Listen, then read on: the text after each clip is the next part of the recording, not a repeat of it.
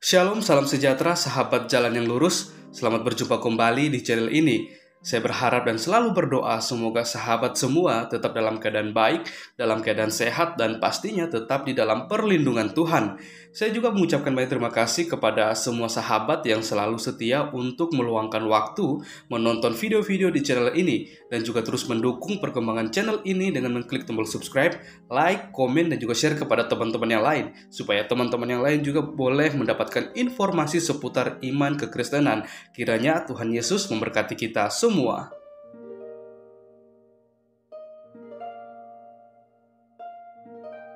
Saudara yang terkasih di dalam nama Tuhan Yesus, sangat disayangkan jikalau masih begitu banyak orang di luar sana, apalagi orang-orang di luar kekristenan yang masih saja terus mengusik-ngusik iman kekristenan, dan di mana mereka selalu saja menggunakan ayat-ayat Alkitab yang mereka tafsirkan secara liar dengan menggunakan literatur yang tidak bisa dipercayai atau sesat, dan mereka jadikan hal itu untuk menyerang iman kekristenan.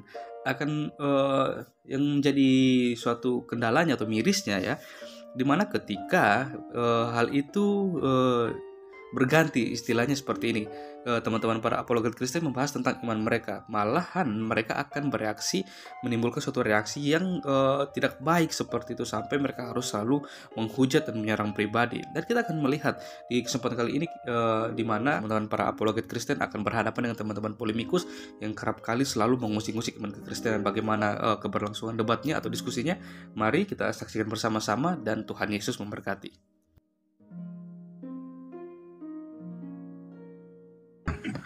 Baik, bismillahirrahmanirrahim. Assalamualaikum warahmatullahi wabarakatuh. Semangat malam saudara pendeta Christian. Jadi teman-teman sekalian, tema ini sangat menarik ya.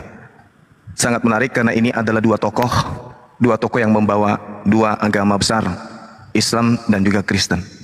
Saya mengawali dengan sebuah ayat dalam Al-Quran. Bismillahirrahmanirrahim. Laqad kana lakum fi Rasulillah uswatun hasanah liman kana yarjullah wal yawmal akhirah wa zakarallahu katsira.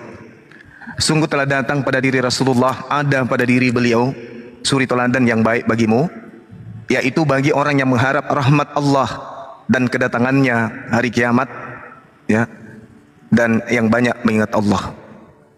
Jadi rahmat bagi orang-orang yang kemudian selalu mengingat Allah.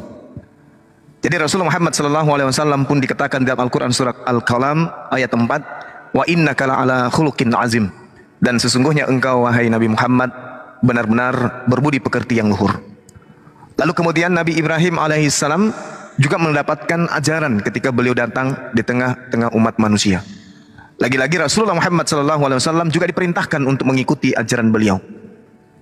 Summa auhayna ilaika anittabi'a millata Ibrahima hanifan.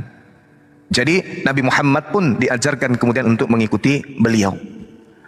Lalu Allah menerangkan di dalam Al-Quran surah Al-Baqarah ayat 124, wa isibatala Ibrahim rabbuhu bikalimatin fa'atammahun qala inni ja'iluka linnasi imama qala wa man zurriyati qala la yanalu ahdiz zalimin.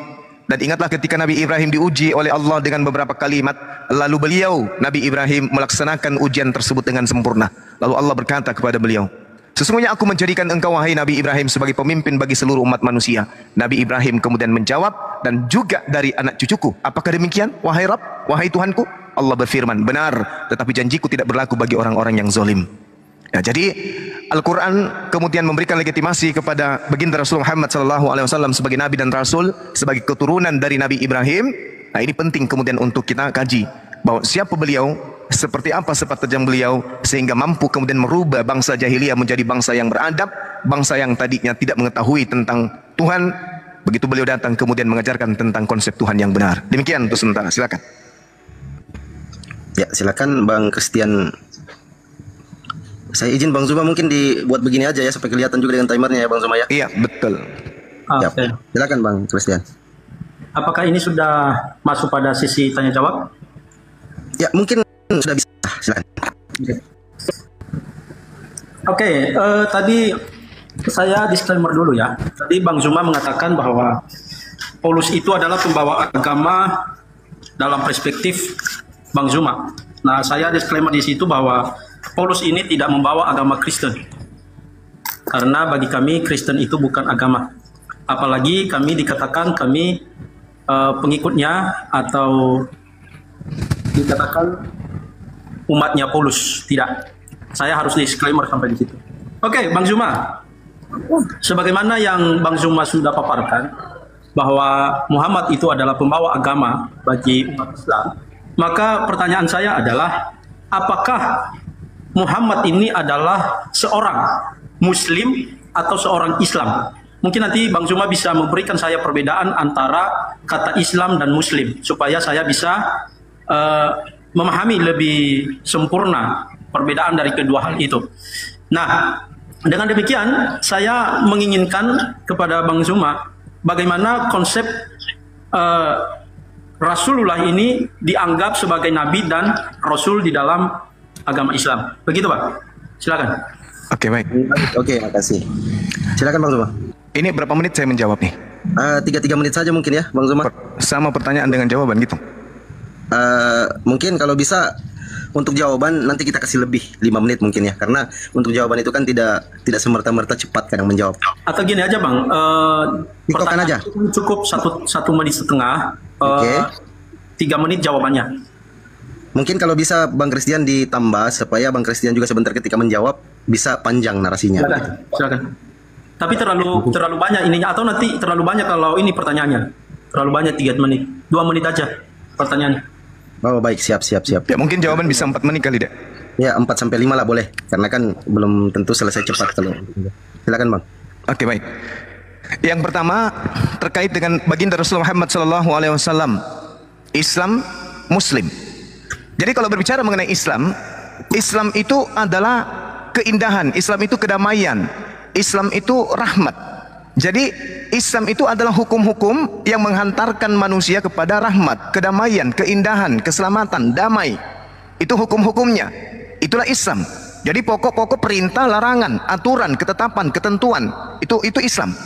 Sebuah kaidah yang memiliki aturan, ketetapan, hukum-hukum, perintah dan larangan, itu Islam. Orang yang mengikuti perintah, orang yang mengikuti ketetapan, orang yang mengikuti hukum tersebut, itu disebut Muslim. Jadi Muslim adalah oknumnya, Islam adalah aturannya. Orang yang berserah diri kepada aturan tersebut disebut Muslim.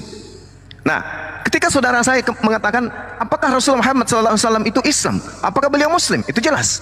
Ayatnya diterangkan dalam surah Al-Maidah ayat 3. Al-yauma akmaltu lakum dinakum wa atmamtu alaikum ni'mati wa raditu lakumul Islam Madinah. Jadi disebutkan kesempurnaan Islam itu sebagai agama disebutkan oleh Al-Quran. Pada hari ini telah kusempurnakan agamamu untukmu dan telah aku cukupkan nikmatku bagiku dan aku Allah ridha Islam itu sebagai agamamu. Jelas. Jadi antara Rasulullah dan juga Allah dengan Al-Quran, 3 komponen ini kemudian mengaku ya, saling mengikat satu sama lain. Pencipta langit dan bumi, mewahyukan Al-Quran, mengajarkan Islam. Rasulullah Muhammad SAW menerima itu, dan Rasulullah Muhammad SAW menjadikan dirinya sebagai Muslim. Aturan, perintah, kaidah, hukum, ketentuan, ketetapan yang Tuhan bawa kemudian melalui Roh Kudus, malaikat Jibril sampai kepada Rasulullah, itu ditaati oleh baginda sehingga beliau adalah Muslim yang taat. Sebagai Muslim yang taat, beliau tentu mengaplikan semua apa yang diperintahkan oleh Allah kepada beliau. Tidak bertentangan dengan risalah yang dia bawa. Karena beliau membawa Islam, maka umat pertama di umat Islam yang telah disempurnakan ini adalah beliau. Beliau adalah umat Islam yang Muslim pertama secara sempurna. Nah, sedangkan kalau kita berbicara mengenai kaidah hukum Islam dan Muslim, Islam itu, sekali lagi saya katakan, Islam itu adalah hukum-hukumnya, dan orang yang mengikuti hukum-hukum itu disebut Muslim, orang yang ingkar terhadap hukum-hukum itu disebut kufur atau kafir. Nah, tadi saudara mengatakan terkait Paulus. Paulus itu bukan pendiri agama. Siapa bilang? Paulus itu pendiri agama. Di dalam di dalam Kisah Para Rasul 2 nomor 8, aku diutus untuk orang-orang yang tidak bersunat. Itu Kristen. Yang kedua, kemudian di dalam Kisah Para Rasul 24 nomor 5, jelas dikatakan di sana bahwa Paulus ini adalah tokoh dari Kristen. Itu jelas tuh. Lalu di dalam di dalam Galatia 1 nomor 16, aku diutus kepada non-Israel. Agama Kristen yang didirikan oleh orang-orang yang ngaku Farisi di luar Yahudi adalah Kristen. Yang pertama adalah Katolik. Dengan demikian, pendiri agama Kristen yang mula-mula itu adalah Paulus di Antioquia. Kisah Para Rasul 11 nomor 26, murid-murid Paulus pertama kalilah yang disebut dengan Kristen di kota Antioquia. Seperti itu adanya. Demikian. Baik, dilanjutkan Bang Zuma dengan pertanyaan 2 menit ya, silakan Bang Zuma. Oke. Pertanyaan saya, Bang, kalau kami di Islam, jelas Nabi yang datang kemudian setelah air bah itu adalah Nabi Abraham yang mengajarkan kemudian ajaran satu Tuhan. Nabi Muhammad SAW disebutkan, Nabi Muhammad bin Abdullah bin Abdul Muttalib bin Hashim bin Abdul Manaf bin Qusay bin Kilab bin Marrah bin Ka'ab bin Luay dan seterusnya, sampai kepada Nabi Ibrahim alaihissalam, bin Aisar bin Affan bin Asam bin Ishqar bin Nasid bin Sarih bin Sumay bin Misri bin Ud bin Uram bin Khaydar bin Ismail bin Ibrahim alaihissalam. Pertanyaan saya, ketika ajaran para nabi merujuk kepada para nabi setelahnya mengajarkan tentang Tuhan dan seterusnya, dan Rasulullah Muhammad SAW ternyata benar keturunan dari Nabi Abraham alaihissalam, dari suku Khaydar, kemudian dari suku Khaydar yang adalah anak kedua dari Nabi Ismail, lalu Ismail punya bapak bernama Nabi Ibrahim, ajarannya runut kemudian sampai ke tauhid ke bawah. Pertanyaan saya, Paulus ini adalah pendiri agama Kristen, tolong tunjukkan kalau betul dia adalah orang Israel sesuai dengan pengakuannya di dalam kitab Filipi 3 bahwa dia berasal dari keturunan Benyamin. Orang Yahudi itu paling bersih menjaga nasab. Tolong tunjukkan siapa nama bapaknya Paulus, supaya kita tahu bahwa Paulus ini benar-benar adalah ajaran yang dianutnya berasal dari ajaran keturunan Nabi Ishak. Pertanyaan saya sederhana, siapa nama bapaknya Paulus pendiri agama Kristen? Silakan. Baik. Silakan Bang Kristen Teologi 4 menit. Silakan. Oke. Terima kasih untuk Bang Juma. Sekali lagi saya mengatakan bahwa Paulus itu bukan pembawa agama, dan kalaupun Bang Juma memiliki perspektif berbeda dengan apa yang saya pahami, tentunya itu Bang Juma yang bisa mengolah itu. Karena kenapa? Karena bagi kami konsep Islam yang dimana Nabi Muhammad membawa sebuah keyakinan bagi umat Islam, maka itu dikatakan sebagai pembawa agama. Tetapi bagi kami bukan seperti itu. Karena kenapa? Karena Rasul itu juga adalah, Rasul Paulus adalah merupakan Rasul daripada Yesus Kristus. Itu yang menunjukkan bahwa dirinya adalah bukan pendiri daripada agama Kristen itu sendiri. Malah dia adalah seorang pengikut. Kemudian terkait dengan pertanyaan Bang Zuma yang mengatakan bahwa buktikan kepada saya bahwa di mana atau siapa nama bapaknya Paulus. Saya mengatakan tidak dituliskan di dalam Alkitab bahwa siapa nama daripada ayah Paulus itu.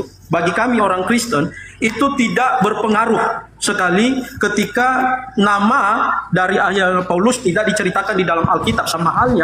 Sama dengan di dalam Al-Quran, di mana juga tidak menuliskan yaitu nama Hawa, nama Kain dan Habel, dan banyak hal nama-nama di dalam Al-Quran tidak ditertulis tetapi diyakini oleh umat Islam. Jadi bagi saya untuk masalah nama daripada ayah Paulus ini tidak akan menjadi kekurangan iman kami kepada apa yang disampaikan Paulus dengan kekuatan atau dengan ayat yang sudah diceritakan di dalam Kisah Para Rasul. Itu adalah seorang Rasul yang diutus oleh Tuhan Yesus. Jadi bagi kami berbicara tentang silsilah itu tidak akan menjadi hal yang paling penting, meskipun di dalam Alkitab jelas bahwa silsilah tentang bagaimana tentang Yesus Kristus dan juga mulai daripada penciptaan banyak hal yang diceritakan. Tetapi tidak semua di dalam Alkitab itu diceritakan tentang silsilah-silsilah para rasul. Misalnya silsilah Rasul Petrus, silsilah ke-12 murid itu tidak diceritakan secara gamblang, bahkan tidak disebutkan siapa nama ibunya, siapa nama ayahnya. Jadi bagi kami tidak sangat signifikan terhadap apa yang bisa kami atau istilahnya terkait dengan pertanyaan yang Abang Zuma katakan. Jadi itu dulu. Ya baik, udah Bang Christian. Ya. Oke, silakan kembali waktu untuk bertanya 2 menit ya. Silakan. Jadi Bang Zuma begini, terkait dengan tadi Bang Zuma mengatakan bahwa Islam dan Muslim itu merupakan satu paket, maka saya mengatakan bahwa di dalam agama Islam itu ada yang namanya syahadat. Nah, saya mengatakan di sini bahwa berdasarkan hal itu maka bisa dikatakan bahwa Muhammad itu bukan Islam dan Muslim. Karena kenapa? Karena tidak ada bukti bahwa dia sudah pernah bersyahadat terkait dengan keyakinannya. Dan kemudian berbicara tentang tadi Muslim, mengatakan identik dengan Islam, Maka saya mengatakan, bagaimana Anda menjelaskan tentang Firaun juga adalah seorang muslim dikatakan di dalam Al-Quran? Silakan. Baik, udah ya. Ya. Silakan Bang Zuma.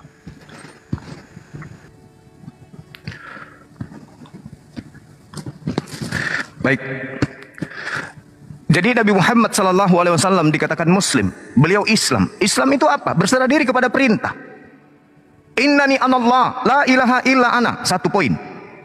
Muhammadar Rasulullah. 2 poin. Dan itu adalah bacaan-bacaan Rasulullah. Itu masuk mencakup syahadatain. Asyhadu an la ilaha illallah. Persaksian Rasulullah bahwa tiada Tuhan selain Allah. Ini Rasulullah. Aku ini adalah Rasul Allah. Lagian di dalam sholat, ketika kemudian Nabi Muhammad SAW mendirikan sholat, ada yang disebut tahiyat. Setiap sholat pasti ada tahiyat. Berarti setiap sholat beliau bersyahadat. Asyhadu an la ilaha illallah wa asyhadu anna Muhammadar Rasulullah. Itu syahadatnya umat Islam. Bacaan pada saat sholat. Sehingga pada saat umat Islam itu sholat, tak ada satupun umat Islam tanpa tahiyat. Tak ada satupun umat Islam sholat itu tanpa mengucapkan syahadat. Itu bacaan dalam sholat. Sedangkan Rasulullah Muhammad SAW mengatakan, Sallu kama ra'aitumuni usolli. Sholatlah kalian sebagaimana kalian melihat aku sholat. Karena kami melihat Rasulullah sholat dengan syahadat, Asyhadu an la ilaha illallah wa asyhadu anna Muhammad abduhu wa rasuluh. Allahumma salli ala Muhammad wa ala alihi Sayyidina Muhammad. Kama sallaita ala Ibrahim wa ala alihi Ibrahim. Jadi Rasulullah Muhammad SAW itu syahadatain. Bahkan hidupnya kemudian dihabiskan untuk syahadatain. Mempersaksikan dirinya. Umat Islam ketika mengatakan beliau adalah Nabi, beliau adalah Rasul, maka umat Islam harus mendengarkan ucapan dan melakukan apa yang diperintahkan, apa yang dititahkan. Baginda Rasulullah Muhammad SAW juga mempraktekkan dirinya sebagai Nabi, sebagai Rasul. Maka dengan dia mempraktekkan dirinya Nabi, mempraktekkan dirinya Rasul, maka dengan demikian beliau beriman kepada dirinya bahwa diriku adalah Rasul utusan Allah. Makanya sejazirah Arab menjadi pengikut beliau karena beliau mengemban misi, mengemban ajaran sebagai Nabiullah, sebagai Rasulullah. Nah, ini yang perlu kemudian saya sampaikan kepada saudara. Jadi adapun terkait dengan kerasulan beliau, apakah beliau ingkar? Tidak. Beliau mengajarkan, begitu sampai ayat suci Al-Quran kepadanya, beliau sampaikan kepada para sahabat. Begitu diperintahkan kemudian untuk menjabarkan isi Al-Quran, bil bayyinati wasbur wa anzala ilaika bil bayyinati, di dalam Al-Quran surah An-Nahl diterangkan seperti itu. Wa anzalna ilaika dzikra litubayyana linnas ma nuzzila ilaihim wa la'allahum yatafakkarun. Jadi dia mengemban amanah untuk kemudian menjelaskan isi Al-Quran kepada umatnya, dan itu dia jalankan sehingga item-item disiplin ilmu di dalam Al-Quran, hukum-hukum baik yang wajib, sunnah, makruh, semua dijabarkan oleh beliau sehingga umat Islam itu memiliki kaidah pemahaman pengetahuan tentang Islam itu sendiri. Dia menjabarkan tentang keadilan, tentang ekonomi, tentang pendidikan, tentang pertahanan, tentang kerukunan, tentang pewarisan, dan semua dia jelaskan. Artinya, ketika dia menjalankan misi risalah kenabiannya, habis waktunya untuk mengaplikasikan, mengaktualisasikan dirinya bahwa dia adalah nabi, dia adalah rasul. Apa yang datang dari Allah, dia jabarkan kepada umatnya dan dia praktekkan kepada umatnya. Itulah bukti bahwa dia adalah umat Islam, dia adalah orang yang muslim, orang yang taat, orang yang berserah diri kepada Allah, orang yang taat kepada risalah yang dia bawa itu sendiri. Nah, ini saudara yang perlu saya katakan bahwa pengakuan bahwa dirinya Nabi. Oke, baik, silakan. Terima kasih. Silakan Bang Zuma, pertanyaan mungkin setelah ini bisa tiktokan ya Bang Zuma. Setelah Bang Zuma bertanya, Bang Christian menjawab, mungkin bisa tiktokan ya Bang Zuma ya. Iya, baik. Oke, silakan Bang Zuma. Nah, seperti ini aja host. Saya nggak suka tiktokan. Oh, oke, baik. Siap. Kita ikuti aja temannya. Ya, jadi gini Bang Christian. Jadi ketika seorang datang kepada Anda memberikan satu kaidah hukum, meninggalkan hukum utama, menuju kepada hukum yang dibawanya. Jangan seorang rasul sales sayur aja. Ketika dia datang kemudian membawakan kita sayuran, kita kudu harus tahu ini orangnya siapa. Siapa orang ini? Asalnya dari mana? Keluarganya seperti apa? Tinggal di mana? Ini sayur yang dia bawa. Ini sayur hanya sifatnya duniawi saja. Kita buang udah selesai, kita nggak makan udah selesai. Ini akidah yang dia bawa. Dia mengajarkan suatu dogma dan doktrin yang begitu dahsyat, tapi Anda tidak tahu siapa dia, bapaknya siapa, dan seterusnya. Ini apa namanya? Bukankah di dalam iman saudara, di dalam kitab saudara, waspadalah kepada serigala yang nyamar seperti domba, dari buahnya kamu bisa mengenal mereka. Nah, kalau saudara kemudian tidak mengetahui siapa bapaknya, Lalu apa dasar pijakannya saudara Bang Christian menerima ajaran yang begitu bertentangan dengan ajaran Yesus? Jadilah akulah yang harus kau jadikan teladan. Ikutilah teladanku. Ya, ente memang siapa? Jadi saya minta kepada Bang Christian, kalau memang Paulus itu tidak dikenal siapa dia, lalu kenapa saudara kemudian percaya ajarannya, di mana ajarannya kemudian itu bertentangan dengan ajaran Yesus, dan Yesus meminta agar waspada kepada serigala. Ingat, orang Yahudi itu paling bagus memelihara nasabnya. Kalau kemudian Paulus ternyata tidak diketahui oleh bapaknya, bukankah ini serigalanya, Bang? Serigala nyamar domba. Buktinya dia nggak terpelihara nasabnya. Demikian, silakan. Oke, silakan Bang Christian. Oke, terima kasih. Oke, dari apa yang disampaikan oleh Bang Zuma tadi, ada satu hal yang belum dia jawab, bahwa bagaimana dia mensinkronisasi terkait dengan si Firaun adalah seorang Muslim. Itu belum dijawab ya. Yang kedua, terkait dengan pertanyaannya, atau terkait dengan tadi apa yang dia sampaikan tentang Muhammad sudah bersahadat, tetapi apa yang dia sampaikan terkait dengan syahadat berbeda dengan syahadat yang sekarang ini, yang dimana orang-orang Islam yakini. Artinya bahwa orang Islam yang hari ini harus mengakui bahwa Muhammad itu adalah utusan Allah. Dan saya yakin, apakah Muhammad pernah mengakui dirinya sebagai nabi atau utusan? Tentu ini akan menjadi pertanyaan besar bagi kami. Kenapa seorang nabi mengklaim dirinya sebagai utusan? Itu hal-hal yang belum kami jelas untuk kami bisa pahami. Ketiga, terkait dengan pertanyaan Bang Zuma, saya sudah mengatakan tadi bahwa tidak seperti Sales apa yang disampaikan di dalam Alkitab itu, tapi kalau Bang Zuma mengharapkan bahwa seperti itulah cara Muhammad untuk bisa dipercaya seperti Sales tadi, diketahui silsilahnya, tidak masalah bagi kami. Itu adalah iman daripada umat Islam yang seharusnya sama seperti silsilah para Sales, harus diketahui dulu baru bisa dipercaya. Ya, itulah perbedaan kita. Tapi saya sudah mengatakan tadi bahwa di dalam Alkitab kami, di dalam kerasulan para murid, bahkan itu tidak semua diceritakan, bahkan mayoritas tidak diceritakan siapa ayah dan ibu mereka. Itu tidak masalah bagi kami. Tentunya hal ini tidak akan menjadi persoalan yang terus kita harus ulang-ulang untuk menjawabnya. Jadi begitu. Kemudian tentunya kesan yang diberikan oleh Bang Zuma adalah bahwa ada suatu pertentangan pengajaran Paulus dengan Yesus. Maka ini pun kita sudah pernah diskusikan hal ini.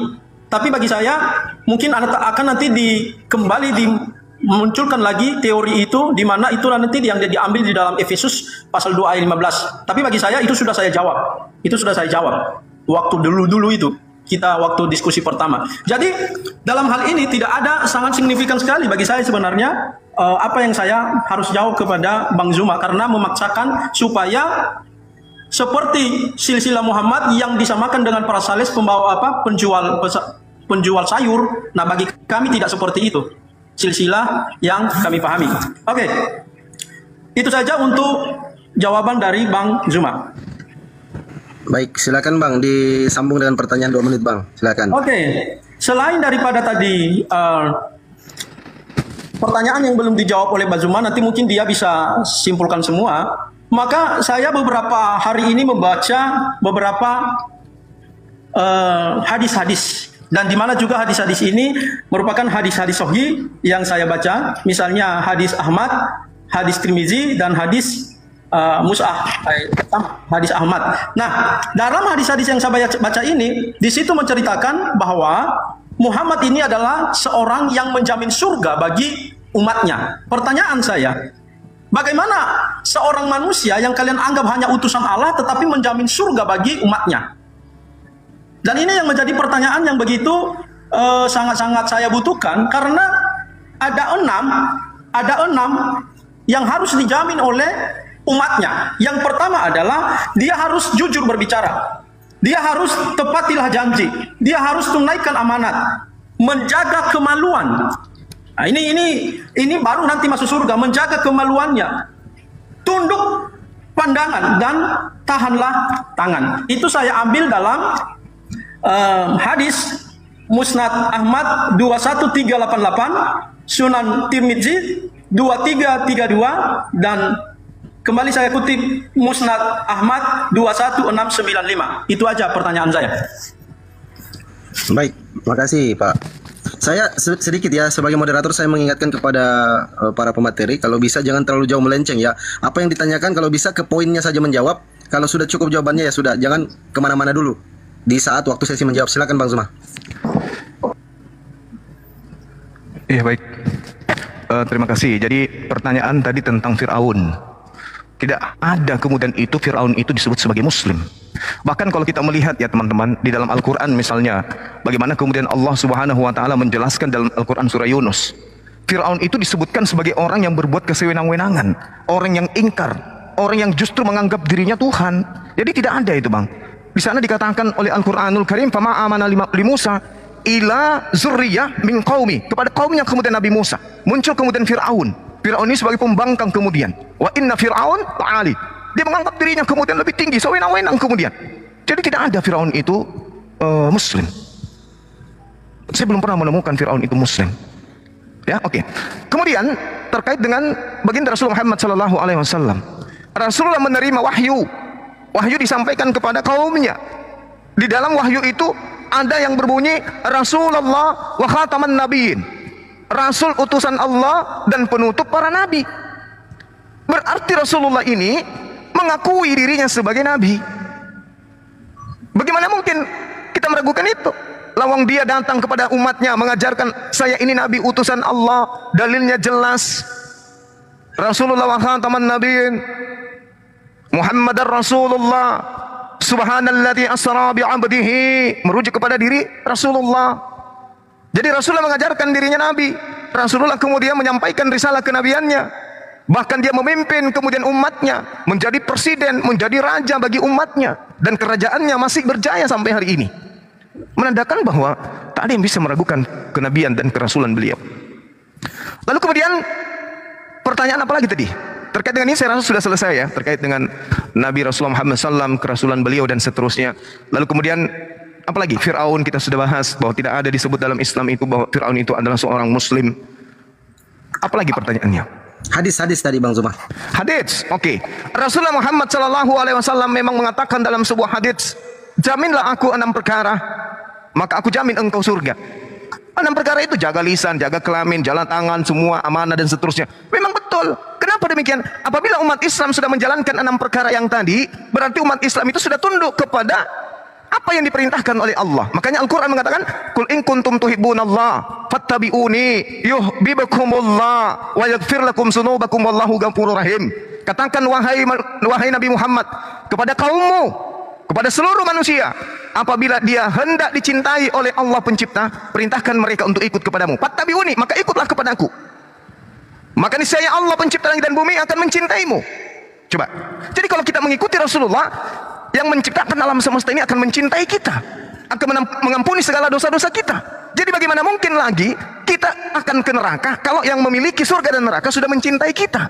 Kalau yang memiliki segala sesuatunya ini mengampuni dosa-dosa kita. Caranya untuk menerima pengampunan itu fattabi'uni, ikut kepada Rasulullah. Belum lagi dikatakan di ayat lain di Al-Quran surah Al-Jumu'ah ayat 2. Di situ ada kata wa yuzakkihim. Nabi Muhammad SAW kemudian datang, barang siapa yang mengikuti beliau, maka jiwanya. Oke, sudah selesai. Wa yuzakkihim, membersihkan umatnya, mensucikan umatnya. Langsung bertanya silakan Bang Zuma. Pertanyaan saya kembali yang tadi ya. Jadi kalau misalnya ada orang yang datang nih mengajarkan sesuatu tanpa kita mengenal dia, ya bagaimana ceritanya? Sebuah perusahaan akan mengutus kemudian utusannya dengan identitas minimal ID card, simbol perusahaan, alma mater yang dia pakai, uniform yang dia gunakan, merek produk yang dia bawa, itu pasti tuh. Coba aja Anda ada orang masuk ke dalam rumah Anda bawa produknya, tidak ada kemudian merek dari mana, perusahaan mana, tiba-tiba saja dia masuk mempromosikan di rumah, apakah bisa kita terima? Secara logika tidak. Bagaimana dengan Paulus? Ajarannya bertentangan dengan Yesus, ajarannya bertentangan dengan Nabi Abraham, ajarannya bertentangan dengan Elohim. Coba, jangan ada ilah lain di hadapanku, jangan ada sembahan lain. Dia bikin sembahan baru bernama Yesus. Ulangan 4, ulangan 6, jangan kau menambahi hukum-hukumku, jangan kau mengurangi. Dia membawa surat-surat 14 surat. Peliharalah sabatku, Keluaran 31, nomor 16, nomor 17. Jangan kau ganggu, jangan kau rubah. Itu perjanjian itu, dirubah menjadi hari Minggu. Jangan kau makan babi, itu haram bagimu. Imam 11:7 dirubah lagi di dalam Markus melalui muridnya Markus. Dengan demikian dia telah menghalalkan semua makanan. Hukum Taurat itu adalah, Hukum Taurat itu adalah mengantarkan orang hidup. Tapi dia mengatakan apa? Hukum Taurat itu adalah sengat maut. Tidak ada orang yang selamat karena menjalankan hukum Taurat. Nah, pertanyaan saya, apa landasan pijakan Anda menerima semua surat-surat Paulus 14 surat ini? Sementara tidak dikenali dia siapa. Bahkan kalau Anda melihat di dalam Kisah Para Rasul 22 nomor 28, dia adalah orang yang lahir sebagai warga negara Romawi. Apa dasar Anda? Imani saja atau memang ada legalitas standingnya dari Yesus? Silakan. Oke, terima kasih Bang Zuma. Silakan ke Bang Christian. Tolong kalau bisa disentuh poinnya ya Bang Christian ya. Jangan melebar dulu, disentuh dulu poinnya. Silakan.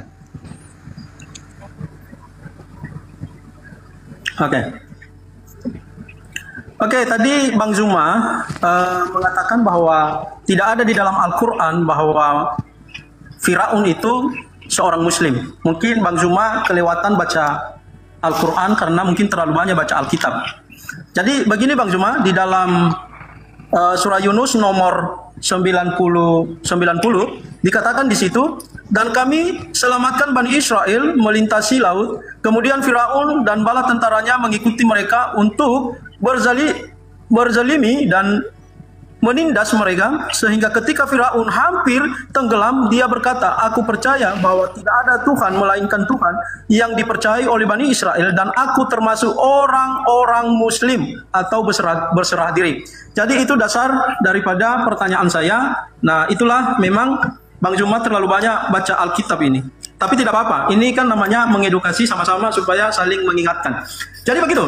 Yang kemudian terkait dengan tadi pertanyaan saya pada saat kata menjamin surga, ternyata Bang Zuma belum paham apa yang saya maksud menjamin surga itu. Karena bagi kami orang Kristen, yang layak atau yang berhak menjamin surga itu adalah hanya Allah.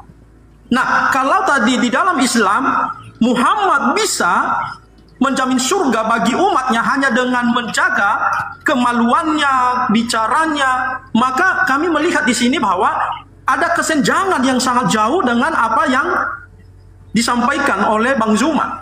Karena tidak ada manusia satupun yang bisa menjamin surga bagi umatnya. Bahkan kalau kita melihat di dalam berbagai hadis, bahkan di dalam Al-Quran pun mengatakan bahwa Muhammad tidak menjamin dia masuk surga. Bagaimana dia menjamin umatnya bisa masuk surga? Tetapi dia berkata hanya dengan menjaga lisanmu, menjaga kemaluanmu, kamu akan dijamin surga. Inilah akan menjadi hal yang menjadi pertanyaan kami. Berbicara tentang pertanyaan tadi Bang Zuma terkait dengan Paulus ini, saya rasa itu sudah saya jawab.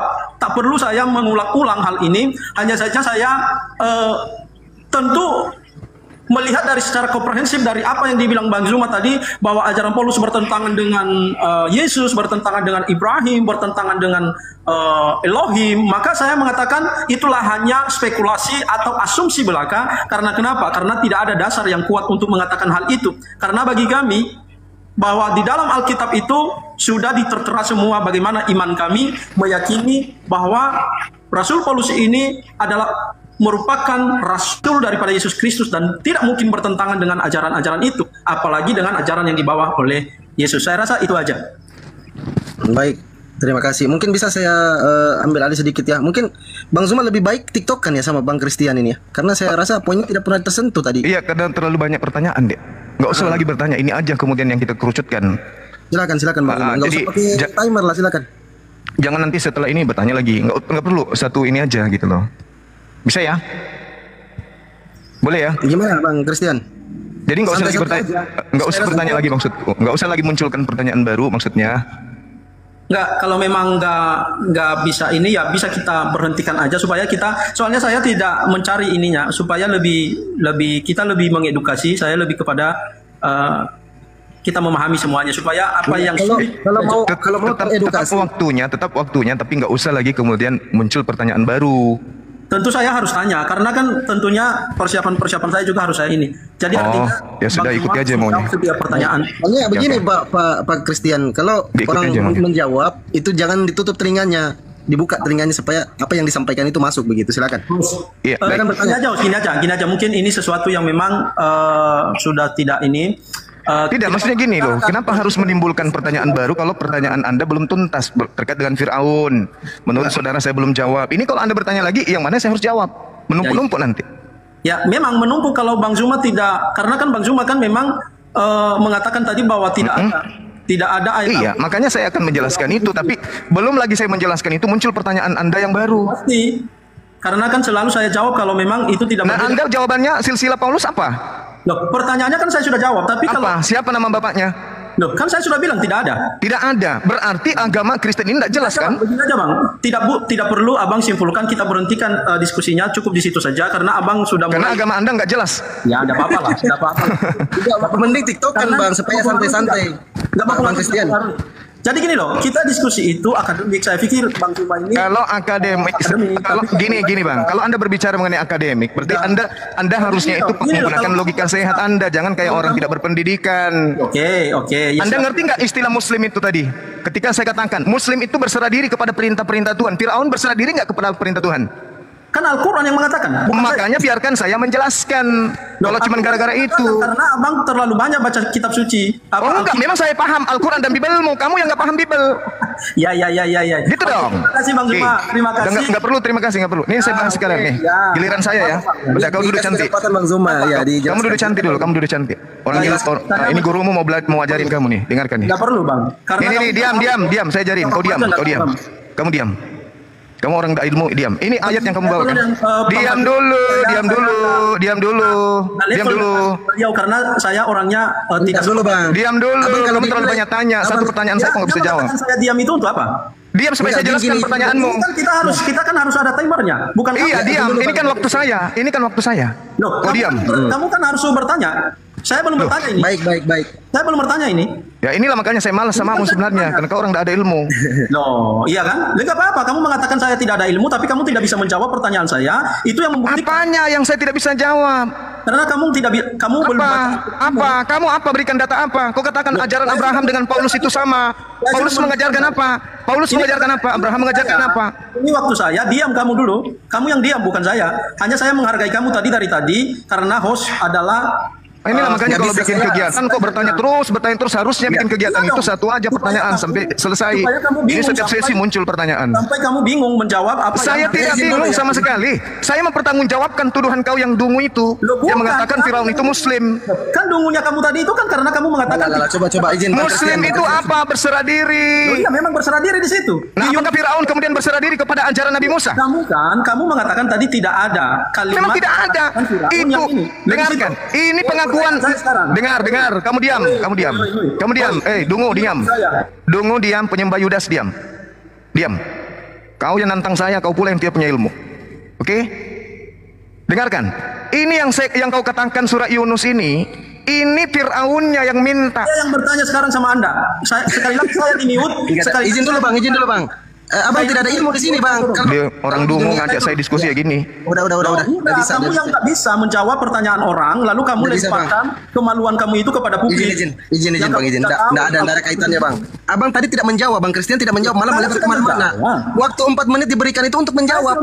Yang ditanyakan oleh penanya. Ya mau itu saya jawab seperti itu. Kalau suka Abang buka komal sendiri lah. Nggak penting aduh. Oke, baik teman-teman, saudaraku yang diberkati dan dikasihi oleh Tuhan kita Yesus Kristus, kita bersama-sama telah mendengarkan dan menyaksikan bagaimana keberlangsungan diskusi atau debat yang berlangsung antara dengan teman-teman apologet Kristen dan pastinya bersama dengan teman-teman polemikus.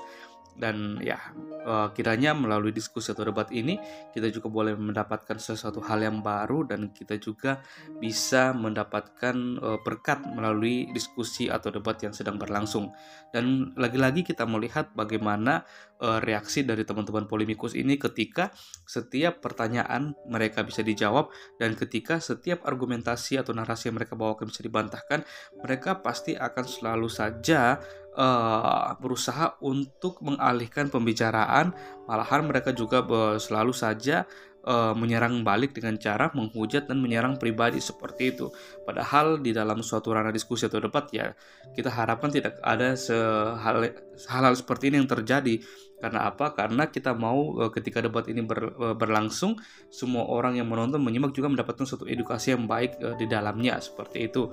Dan ya luar biasa kita bisa melihat bagaimana teman-teman para apologet Kristen yang lainnya, mereka dengan sangat luar biasa bisa membungkam bahkan membantah setiap argumentasi dan narasi, bahkan pertanyaan-pertanyaan dari teman-teman polemikus ini dengan baik, dengan tegas, dengan bahasa yang sederhana, dengan juga data-data yang bisa dibuktikan kebenarannya.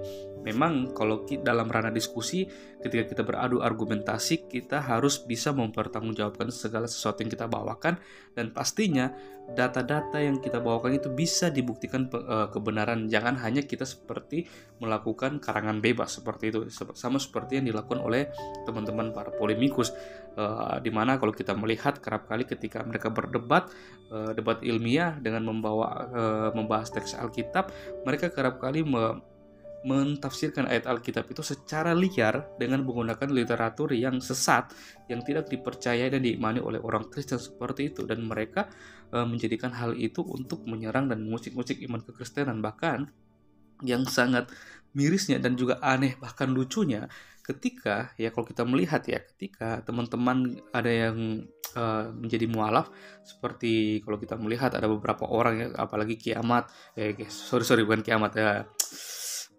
Ustadz Kainama, Uni Rifah, Nandar, dan kita lihat ketika mereka menjadi seorang mualaf, bukannya mereka, dan juga Jesslyn, bukannya mereka menjadi seorang yang bertakwa, bukan bertakwa sih, tapi bukannya mereka mempelajari dan mendalami tentang iman mereka yang baru, malahan mereka lebih tertarik dan lebih berkoar-koar membahas tentang iman kekristenan. Kalau kita melihat dalam setiap video-video yang diunggah, diupload tentang mereka di dalam 100% itu ya, mereka hanya mungkin 10% membahas tentang iman mereka. Selebihnya 90% mereka pasti akan membahas tentang iman kekristenan ya. Kita tidak tahu mengapa demikian, tapi kita hanya bisa berdoa supaya ketika mereka membahas tentang iman Kristen, mereka sendiri boleh berjumpa secara pribadi dengan Yesus Kristus, sehingga mereka boleh melihat kebenaran serta keselamatan yang ditemukan di dalam Yesus Kristus sendiri. Terima kasih teman-teman ya. Kita terus berdoa juga untuk teman-teman kita para apologet Kristen dimanapun mereka berada,